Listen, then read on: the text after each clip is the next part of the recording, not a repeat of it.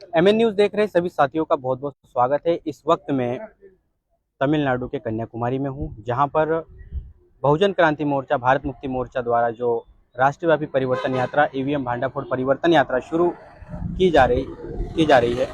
यहां पर हम लोग देख रहे हैं बड़े पैमाने पर जो डीएसपी ऑफिस है उसके बाहर बहुजन क्रांति मोर्चा के कार्यकर्ता उपस्थित है। आखिर ये सारा क्या मामला है, ये सब जानने की हम लोग कोशिश करेंगे। यहाँ पर हमारे साथ में जो बहुजन क्रांति मोर्चा के जो प्रभारी हैं यहाँ पर जो ये अभी यहाँ पर तमिलनाडु में जो है यहाँ पर विक्की चौधरी जी, हम इनसे सीधे बात करेंगे कि आखिर क्या मामला है। विक्की चौधरी जी, परमिशन हो गई है, सब कुछ हो गया है। अभी ये मामला कहाँ रुका हुआ है, क्या? दरअसल ये जो यात्रा अभी 26 तारीख से शुरू होने वाली थी, इसके लिए हमने पहले 13 जनवरी 2023 को हम डीजीपी ऑफिस गए थे चेन्नई में, और डीजीपी ऑफिस में अप्लाई किया और सारा डिटेल उनको दे दिया कि हमारे परिवर्तन यात्रा का स्वरूप क्या होगा। तो उसके ऊपर उन्होंने कार्रवाई करते हुए 20 जनवरी 2023 को उन्होंने लेटर जारी किया, और वो डायरेक्शन लेटर था। और ये सारी जानकारी उन्होंने हर पुलिस स्टेशन को भी भेज दी है, और उन्होंने ये कहा कि आप परिवर्तन यात्रा चला सकते हैं, मगर जो भी पुलिस स्टेशन है लोकल के, उनके साथ आपको साथ सहयोग करके, कोऑपरेशन करके ये करना होगा, ऐसा उन्होंने कहा। तो उस आदेश का पालन करते हुए हम लोग ये 26 तारीख के प्रोग्राम के लिए 23 तारीख को जो कन्याकुमारी का जो डिस्ट्रिक्ट पुलिस हेडक्वार्टर यानी एसपी का ऑफिस है, वहां पर हम अपना एप्लीकेशन लेकर गए थे कि 26 तारीख को सुबह 11 बजे से लेकर 1-2 बजे तक हमारा प्रोग्राम यहाँ पर रहेगा। उसके लिए कौन सी जगह चाहिए ये भी हमने सब बता दिया उन लोगों को, और हमने ये भी कहा था कि हमारे महापुरुष तिरुवल्लुवर साहब है, जो 2000 साल पुराने हमारे संत रह चुके हैं, बहुत ग्रेट फिलोसोफर थे। तो उनकी प्रतिमा के सामने से हम इस यात्रा को शुरुआत करना चाहते हैं, तो हम वहां से अनुमति मांग रहे थे। तो पहले जो सुप्रिटेंडेंट ऑफ पुलिस है, उनका नाम है हरि किरण प्रसाद। तो उन्होंने जब हमारा जो एप्लीकेशन देखा, और देखने के बाद उन्होंने ये बोला कि आप इसके ऊपर बोल नहीं सकते, ये लीगल मैटर है, इसके लिए परमिशन अलग से लगती है, ये हाई कोर्ट से परमिशन लगती है, ऐसे मतलब कुछ बातें जो हरि किरण प्रसाद है वो बोल रहे थे। तो हमने कहा कि ये मैटर पहले ही सुप्रीम कोर्ट में भी सुना जा चुका है, हाई कोर्ट में भी सुना जा चुका है, और जो जानकारी पब्लिक डोमेन में है तो वही हम बोलने वाले हैं, हम कुछ नया बोलने वाले नहीं है, हमने ये सब बताया था।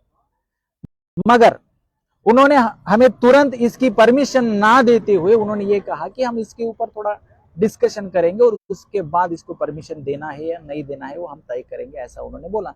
कि मैं बोला ठीक है, आपको एक दिन का समय आप ले लीजिए और दूसरे दिन भेज दीजिए। तो मैं 24 तारीख को गया, तो 24 तारीख को भी उन्होंने हमारे जो एप्लीकेशन है अनुमति के लिए, तो उन्होंने अनुमति उस दिन हमें नहीं दी। उन्होंने कहा कि कल आपको मिल जाएगी, यानी 25 को। फिर उसके बाद हम 25 तारीख को सुप्रिटेंडेंट ऑफ पुलिस के ऑफिस में गए और हरि किरण प्रसाद से हम मिले।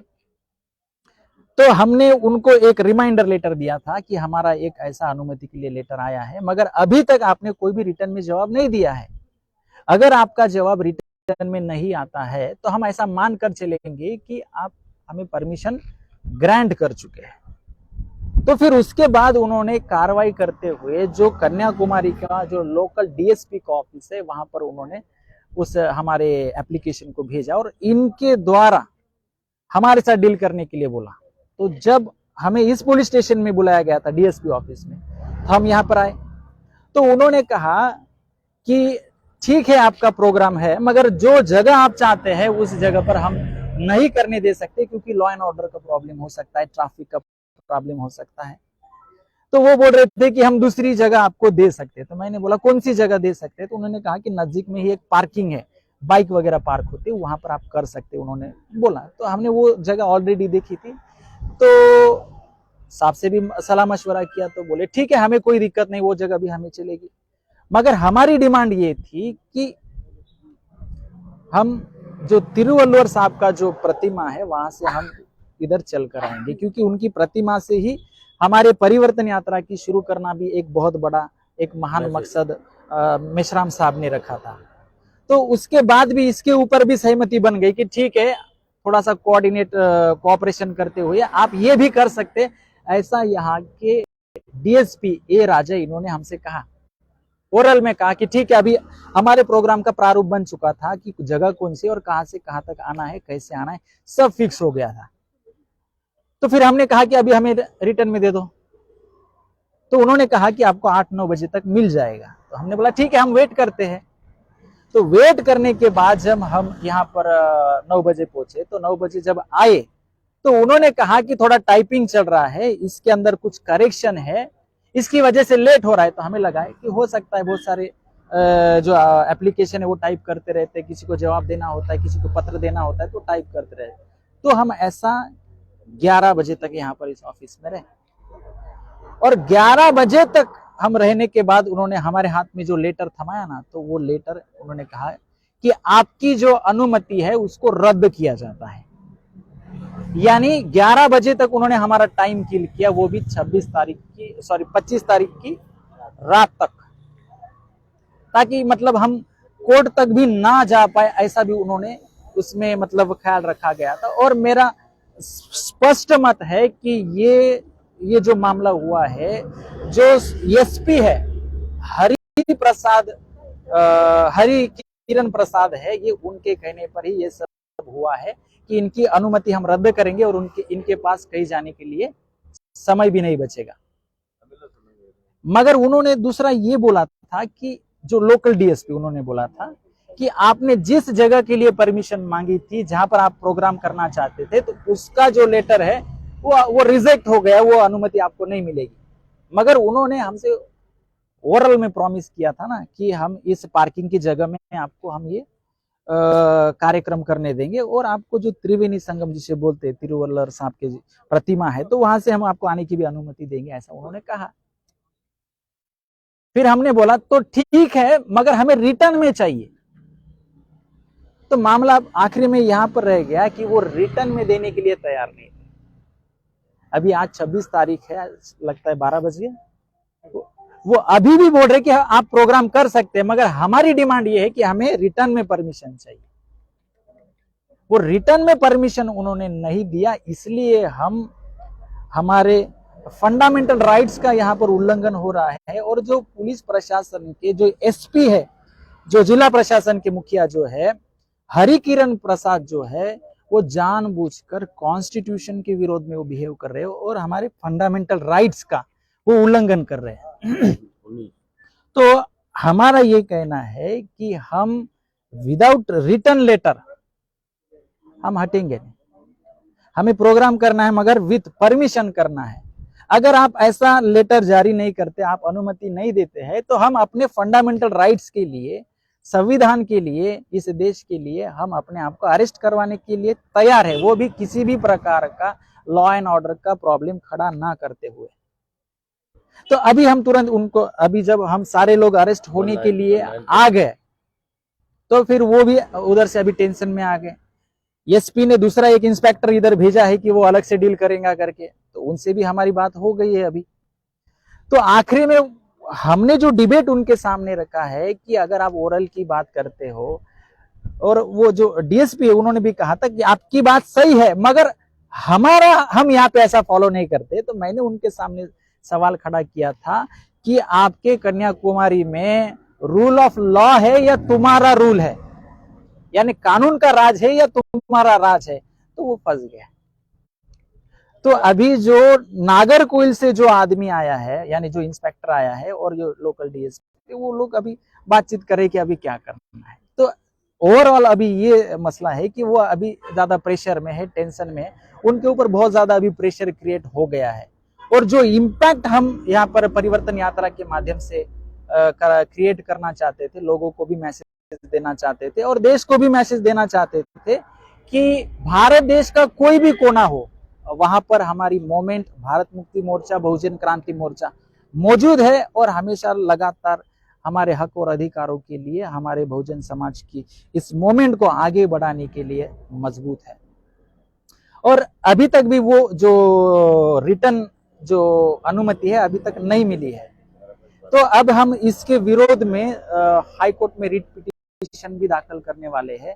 और जो हरि किरण प्रसाद है, उन्होंने बहुत सारी जो इलीगल बातें की है और उन्होंने हमारा समय भी किल किया, तो इनडायरेक्टली इसका मीनिंग ये होता है कि हमारे वो आर्टिकल 19 के तहत आने वाले जो अधिकार है, जो राइट टू एक्सप्रेस है, राइट टू फ्रीडम है, राइट टू असेंबल है, राइट टू एक्सप्रेस है, तो इसका वो उल्लंघन कर रहे हैं, इससे साफ दिखाई देता है। तो आखिरी में हम ये कहना चाहते हैं कि ये हम अपने आप को अरेस्ट करवाने के लिए तैयारी है। अगर वो हमें अरेस्ट नहीं भी करते हैं तो उसके बाद हम हाई कोर्ट और सुप्रीम कोर्ट का रास्ता अपनाकर हम अपने अधिकारों की लड़ाई हम न्यायपालिका में भी लड़ने का काम करेंगे। और मैं आपको विश्वास दिलाना चाहता हूं कि ये यात्रा जो है, परिवर्तन यात्रा जो कन्याकुमारी से जो शुरू होने वाली है, वो बहुत ही बढ़िया तरीके से ये शुरू हो गई है। और ये बहुत बड़ा मैं एक अचीवमेंट मानता हूं कि यहाँ का जो प्रशासन है उसको हमारी दखल लेनी पड़ रही है। और इससे ये साबित हो जाता है कि आज तक हमारी बहुत सारी मूवमेंट खड़ी हुई, मगर राष्ट्रव्यापी जो संगठन खड़ा होना चाहिए था इसके पहले नहीं था। मगर ये अभी जो भारत मुक्ति मोर्चा और बहुजन क्रांति मोर्चा है, ये राष्ट्रव्यापी संगठन है। कश्मीर से लेकर कन्याकुमारी तक है, ये लोगों को अभी पूरा समझ में आ गया है। तो इसको हम एक बहुत बड़ी अचीवमेंट मानते हैं। बस मैं इतना ही कहना चाहता हूँ। इस वक्त आप देख सकते हैं हमारे साथ में विकी चौधरी थे, जिन्होंने हमको ये सारी बातें बताई है किस प्रकार से जो यहाँ के पुलिस प्रशासन ने बहुत बड़े पैमाने पर ये जो प्रोग्राम है, ये जो यहाँ पर यात्रा जो चल रही थी, इसको रोकने का काम किया है। आप देख सकते हैं यहाँ पर मेरे साथ में बड़े पैमाने पर यहाँ पर भारी संख्या में जो है यहाँ पर कार्यकर्ता उपस्थित है। पुलिस प्रशासन के माध्यम से बहुत ज़्यादा प्रेशर बनाया गया है, डर बनाया गया है। हम लोग जब आ रहे थे, हम लोगों ने देखा कि रास्ते में जगह जगह पर जो है पुलिस प्रशासन के लोग खड़े हैं। वो लोगों को आने में यहाँ पर आ रहे हैं उनके ऊपर ध्यान रख रहे हैं। तो जो लोकल के जो लोग हैं वो डर के वजह से जो है यहाँ पर नहीं आ पा रहे। बहुत सारे लोगों को बाहर ही रोका जा रहा है, मगर बड़े पैमाने पर यहाँ पर कुछ लोग यहाँ पर उपस्थित भी हैं। आप देख सकते हैं यहाँ पर तमिलनाडु में जो कन्याकुमारी में है, हम लोग यहाँ के लोकल के भी कार्यकर्ता बड़े पैमाने पर यहाँ पर उपस्थित है। हम लोग बात करने की कोशिश करेंगे। Why to come DSP office sir? Permission okay. ஏற்கனவே ஜனநாயக அடிப்படையில் இவிஎம் மிஷினில் நிறைய ப்ராப்ளம் வருது. அந்த ஓட்டு யாருக்கு நாங்கள் போடுறன்றதே தெரியல. நாங்கள் ஃபைட் பண்ண பிறகு தான் விபிடியிலே கொண்டு வந்தோம். விபிடி அந்த மிஷினில் யாருக்கு போட்டுன்றது தெரியுது. ஃபைட் பண்ணதை சுப்ரீம் கோர்ட்டில், ஹைகோர்ட்டில் ஃபைல் பண்ண பிறகு தான் அந்த நீதி எங்களுக்கு கிடைச்சிது. இந்த வருகின்ற பாராளுமன்ற தேர்தலில் இதுபோல் அநியாயங்கள் நடக்கக்கூடாது. பாமர மக்களுக்கு எடுத்து சொல்லணும். ஜனநாயக அடிப்படை சொல்லணும். ஜனநாயகத்தை காப்பாற்றி ஆகணும். யாருக்கும் எந்தவித இடையூறும் பண்ணக்கூடாது. அப்பாவி மக்களுடைய இந்த பேலட் பேப்பர், அவங்களுடைய ஓட்டு வீணா போகுதுன்றதை காப்பாற்றுறதுக்காக பழைய ஓட்டு அமைப்பை, இந்த பேலட் பேப்பர் பழைய ஓட்டு அமைப்பை கொண்டாடணுன்றதுக்காக தான் காஷ்மீர்லேருந்து கன்னியாகுமரி வரைக்கும், கன்னியாகுமரியிலிருந்து காஷ்மீர் வரைக்கும் ஆல் த இந்தியன் பீப்புளுக்கு, எல்லா இந்தியர்களுக்கும் எடுத்து சொல்லணும்னு 2000 ஆண்டுகளுக்கு முன்னாலே நீதியை போதித்த திருவள்ளுவர் சிலையிலிருந்து நாங்கள் நியாயமாக தான் ஆரம்பித்தோம். பர்மிஷன் அனுமதி கேட்டோம். ஐயா அவங்க வாயில ஓரல தான் சொல்றாங்க அனுமதி கொடுக்குறேன்னு, ரிட்டர்ன்ல கொடுக்க மாட்டேன்றாங்க. ஏன் கொடுக்க மாட்டேன்றாங்கன்னு எங்களுக்கு தெரியல. நாங்கள் வேற எந்த விதமான அசம்பாவிதங்களுக்காக இங்கே வரல. ஜனநாயகத்தை காப்பாற்றணும், ஓட்டுரிமையை காப்பாற்றணும். அப்பாவி மக்களுக்கு ஓட்டுரிமைனா என்னன்னு தெரியணும். அவங்க போட்டது யாருக்கு போட்டாங்கன்றத பார்க்கணும். இதுதான் அல்டிமேட். அதுக்கு என்ன ஏன் இந்த நாளை தேர்ந்தெடுத்தோம்னா, வை we are choosing on the day of Republic Day on 26 ஜனவரினா, அவர் பாபா சாஹிப் அம்பேத்கர், எங்களுடைய தெய்வம் அம்பேத்கர் அவர்கள் 1950 இதே நாளில் அவர் அழகா சொல்லியிருக்கார், in politics we will equality, in social and economic life we will inequality. We must remove this contradiction or else those who suffer from inequality will blow up the structure of political democracy என்று 1950 அவர் சொன்னது 2024 எங்களுக்கு நடந்திருக்கிறது என்பதை நாங்கள் மன வருத்தத்தோடு தெரிவித்துக் கொள்கிறோம். ஜனநாயக அடிப்படையில் எங்களுக்கு உரிமைகள், ராஜீவ்காந்திக்கு உரிமை கொடுத்தாங்க, அவங்களுக்கு உரிமை கொடுத்தாங்க, அதை பற்றி எங்களுக்கு கவலை இல்லை. இந்த நாட்டினுடைய உரிமையை, இந்த நாட்டுடைய ஜனநாயகத்தை, தர்மத்தை ஏழை எளிய மக்களுக்கு வாக்குரிமைனா என்ன, அது என்ன பண்ணணும், அந்த ஓட்டுரிமை one man one vote one value அது எல்லாருக்கும் தெரியணும். அந்த ஓட்டுரிமை வாழக்கூட அந்த நல்ல எண்ணத்தை அடிப்படையில் தான் நாங்கள் பொதுமக்களுக்கு சொல்றோம் தெரிவிச்சு, வேற எந்த அசம்பாவிதத்தை இங்கே நடக்கணுன்றதோ வேற எந்த குறுகிய நோக்கமே எல்லாம் இல்லை. எங்களுடைய தலைவர் பாவன் பிஸ்ராம் ஜி அவர்கள் எங்களுக்கு அறிவுறுத்தியபடி அமைதியான முறையில், சாத்வீக முறையில், தர்மத்தின் அடிப்படையில் நாங்கள் இந்த ஊர்வலத்தை நடவதற்கு அனுமதி கேட்டா ஓரல் வாயில தான் சொல்றாங்க, ரிட்டர்ன்ல கொடுக்க மாட்டேன்றாங்க. அது ஏன்னு எங்களுக்கு தெரியல. அது உங்களை மாதிரி பிரஸ் ரிப்போர்ட்டர்ஸ் எல்லாம் கேட்டு தான் பதில் சொல்லணும் என்பதை வாய்ப்பளித்து உங்களுக்கு அத்தனை பேருக்கும் நன்றி கூறி விடைபெறும். ஜெய் பீம், ஜெய் பாரத். आप देख सकते हैं यहाँ पर तमिलनाडु से भी बड़े पैमाने पर जो है कार्यकर्ता उपस्थित है। हम लोग आपको दिखाने की कोशिश कर रहे हैं, ये डीएसपी ऑफिस के बाहर यहाँ पर जो ये प्रोटेस्ट चल रहा है, बड़े पैमाने पर लोग यहाँ पर उपस्थित है। यहाँ पर जो यहाँ के जो सुधीर नाग जो अपने यहाँ के तमिलनाडु के ये प्रभारी भी हैं, हम इनसे भी बात करना चाहेंगे।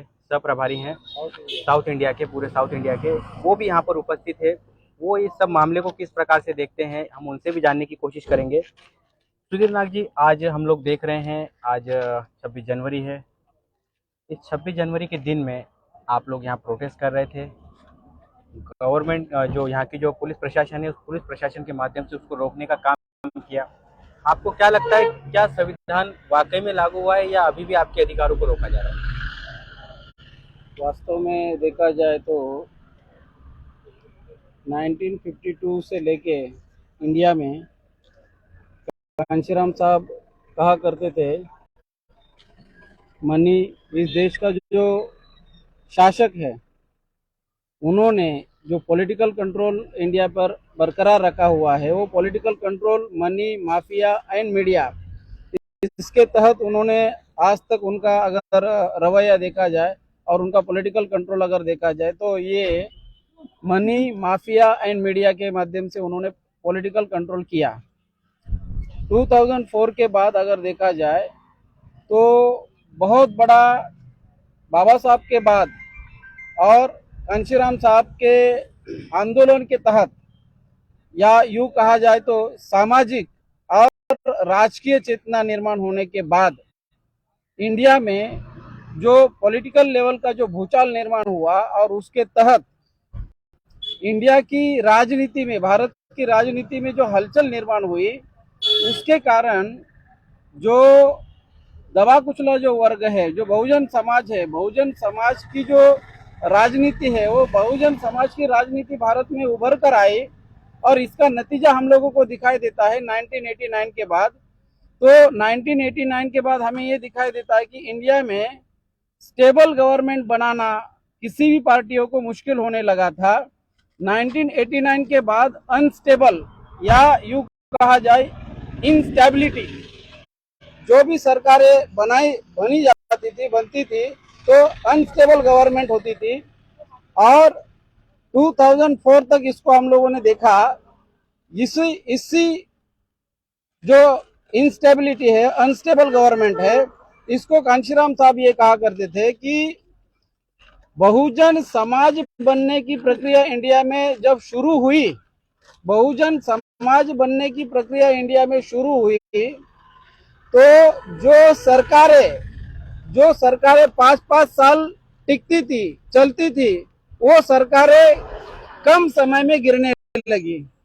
तो शासक जातियों ने ये सोचा कि क्यों ना हमारी ही सरकार, हमारी आज के तारीख में ब्राह्मणों की 5-5 नेशनल पार्टियां है और अभी आम आदमी पार्टी भी बनिया की पार्टी, तो इसको देखा जाए तो कांशीराम साहब ये बोलते थे कि जिसकी जितनी संख्या भारी उसकी उतनी हिस्सेदारी, वोट हमारा राज तुम्हारा नहीं चलेगा, ये बात कांशीराम साहब बोलते थे। लेकिन हमें ये दिखाई देने लगा 2004 के पहले जब बैलेट होता था, बैलेट से चुनाव होता था, तो इंस्टेबिलिटी या अनस्टेबल सरकार, अस्थिर गवर्नमेंट हमें दिखाई देती थी। लेकिन शासक जाति के लोगों ने क्या किया, 2004 से ईवीएम लाने के बाद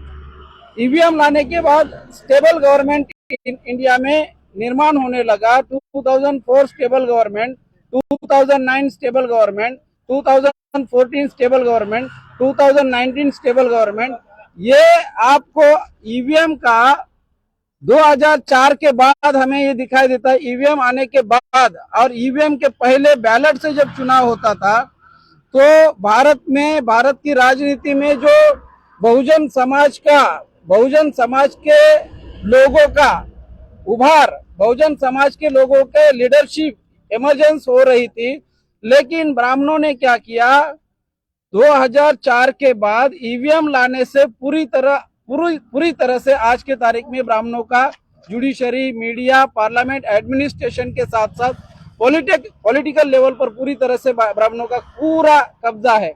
अभी ये कब्जा ईवीएम के माध्यम से उन लोगों ने बरकरार किया है और ईवीएम को आज के तारीख में अगर कौन एक्सपोज करने का काम कर रहा है तो वो हमारे नेशनल प्रेसिडेंट, भारत मुक्ति मोर्चा के नेशनल प्रेसिडेंट वामन मेश्राम साहब के द्वारा इसके पहले भी 26 जून 2019 से लेके जम्मू एंड कश्मीर से लेके आंध्र प्रदेश 12 मार्च 2020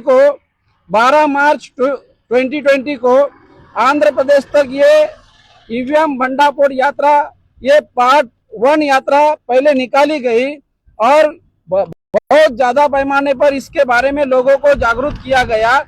अभी सेकेंड लेवल पर यह यात्रा हम लोग कंटिन्यू 1 साल चलाने वाले हैं। 26 जनवरी 2023 से लेके 24 तक ये यात्रा लगातार पूरे भारत में चलेगी और ये आने वाले 2024 में हम ये चाहते हैं कि आने वाले 2024 में बीजेपी को हर हालत में हमें रोकना है।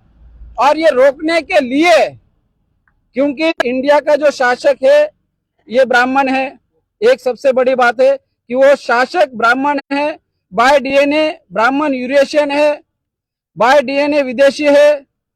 तीसरा सबसे महत्वपूर्ण पॉइंट ये है कि ब्राह्मण विदेशी है, बाय डीएनए वो विदेशी और वो अल्पसंख्यक है। अल्पसंख्यक लोगों का, माइनॉरिटी लोगों का मेजॉरिटी लोगों पर अगर कंट्रोल बरकरार है तो वोट हमारा, राज तुम्हारा नहीं चलेगा। कि सारे की सारी पार्टियां, कांग्रेस ब्राह्मण का, बीजेपी ब्राह्मण का, सीपीएम ब्राह्मण का, सीपीआई ब्राह्मण का, उनका इस देश पर कंट्रोल है। तो हम ये ईवीएम के माध्यम से जो ब्राह्मणों ने जो कंट्रोल बरकरार रखा है, इस कंट्रोल को, इस ईवीएम भंडाफोड़ को, ईवीएम को, ये जो EVM scandal to expose EVM scandal, ये जो यात्रा हम लोग भारत भर निकाल रहे हैं, ये यात्रा निकालने से ही लोगों को पता चलेगा। क्योंकि भारत का जो मीडिया है ये मीडिया ब्राह्मण बनिया का मीडिया है। तो आज की तारीख में जुडिशरी, मीडिया, पार्लियामेंट, एडमिनिस्ट्रेशन पर ब्राह्मणों का पूरी तरह से कब्जा होने के बाद जो कॉन्स्टिट्यूशनल इंस्टीट्यूशंस है, कॉन्स्टिट्यूशनल इंस्टीट्यूशंस पर भी, जैसे कि जो चुनाव आयोग है, चुनाव आयोग ने एज पर आर्टिकल 324 के तहत फ्री, फेयर एंड ट्रांसपेरेंट चुनाव करना चाहिए। चुनाव आयोग ये एक रूलिंग कम्युनिटी का एक पार्ट बन गया है। वो केवल ब्राह्मणों के favour, in the interest of ब्राह्मण, उन्होंने in the interest of public काम करना चाहिए।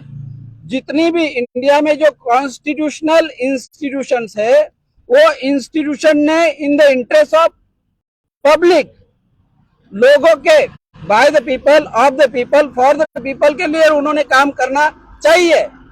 ये कॉन्स्टिट्यूशन का पर्पस है। कॉन्स्टिट्यूशन लिखने का, कॉन्स्टिट्यूशन लागू करने के पीछे का ये बृहद ऑब्जेक्टिव है। लेकिन हमें ये दिखाई देता है 1952 के बाद हमें ये दिखाई देता है कि केवल 3.5% ब्राह्मणों का और उनके हितों का, उनके इंटरेस्ट के बारे में सोचा जाता है, उनके इंटरेस्ट को ध्यान में रखते हुए काम किया जाता है। इसी बात को लेके हम लोग 1952 से अगर हम देखते हैं मनी माफिया मीडिया, आज के तारीख में मनी माफिया मीडिया के साथ अभी उन्होंने ईवीएम भी जोड़ दिया है। तो आज ब्राह्मणों का अगर वर्चस्व इंडिया में है तो केवल ईवीएम के माध्यम से है। और ईवीएम खत्म, ब्राह्मणिज्म खत्म। इसलिए हम लोग ये ईवीएम का जो यात्रा है, ईवीएम भंडाफोड़ जो यात्रा है, ये पूरे भारत भर में अगर हम लोग इसको एक्सपोज करते हैं तो ब्राह्मणिज्म जो है वो खत्म होता है। ये ब्राह्मणिज्म जिस ब्राह्मणिज्म के वजह से जो लोग शासक जाति के लोग हैं, जिनको बेनिफिट होता है, जो लोग बेनिफिशरीज है, सिस्टम के बेनिफिशरीज है, जिनको फायदा होता है, वो लोग इसको बचाने में लगे हुए हैं। और ये जो पुलिस प्रशासन है, ये उनके अंडर काम कर रहे हैं। IB, CBI, ED, supreme court, election commission, इसमें सारे लोग इन्वॉल्व है।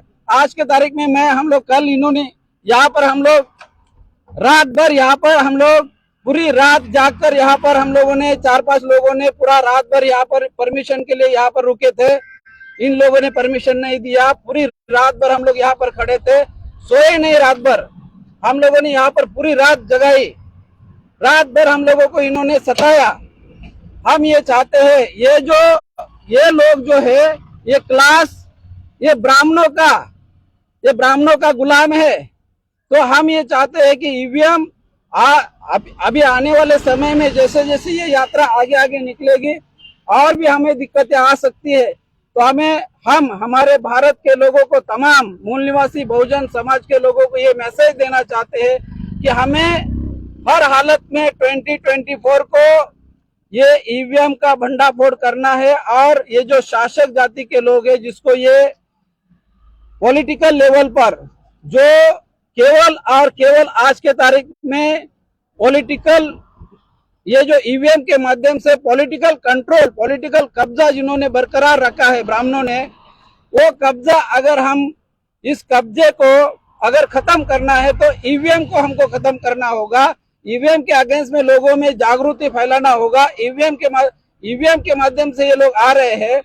तो ये हमें यहाँ से ये संदेश हम लोग हमारे लोगों को देना चाहते हैं कि ये किस तरह से ये लोग सारे लेवल पर, एक एग्जाम्पल के तौर पर अगर देखा जाए, मैंने यहाँ के जो पुलिस लोग हैं, यहाँ के जो लोग हैं, पुलिस प्रशासन है यहाँ का, इनको मैंने ये बताने की कोशिश की। आईबी के लोग हैं, इनको बताने की कोशिश की कि 4,984 एमपी एमएलए 4,984 एमपी एमएलए इन लोगों के ऊपर 4,984 MP and MLA, x MP, ex MLA, sitting MP, sitting MLA, इनके ऊपर 4,984 केसेस है सुप्रीम कोर्ट में। जिन लोगों के ऊपर सुप्रीम कोर्ट में केसेस है, आप उनको परमिशन दे रहे हैं। जिन लोगों के क्रिमिनल केसेस है, जिन लोगों के ऊपर सुप्रीम कोर्ट में क्रिमिनल केसेस है, सीरियस केसेस है, ऐसे लोगों को आप लोग परमिशन दे रहे हैं। और हमारा आप लोग रिकॉर्ड चेक कर लेना, हमारा कोई भी आप लोग सबूत के साथ लेके आओ कि हमारा ऐसा कोई क्रिमिनल कॉन्स्टिट्यूशन में ये यात्रा निकाल रहे हैं। तो हम आप लोगों को गुजारिश करते हैं कि ये यात्रा हर हालत में हमें सफल बनाना होगा। इसी बात को मैं यहाँ पर आप सभी ने मेरी बात सुनी। धन्यवाद, थैंक यू वेरी मच।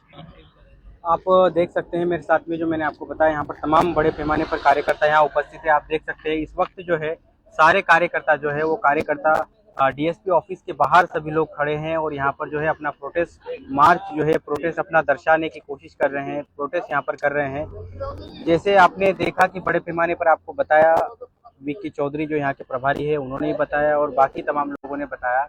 हम लोग देख रहे हैं बड़े पैमाने पर यहाँ पर एक प्रोटेस्ट हो रहा है। सभी का ये कहना है कि परमिशन हमको जो है पुलिस ने केवल मौखिक परमिशन दी है कि आप यहाँ पर प्रोग्राम कर सकते हैं, मगर जो कार्यकर्ताओं का कहना है कि हमें लिखित में परमिशन चाहिए और उसी को लेकर के यहाँ पर सभी लोग यहाँ पर जो प्रोटेस्ट करने के लिए यहाँ पर रुके हुए हैं। आगे जो भी गतिविधियाँ या फिर जो भी कुछ होता है वो आपको जरूर दिखाया जाएगा। आप यूं ही बने रहिए MN टीवी से। अब तक के लिए धन्यवाद।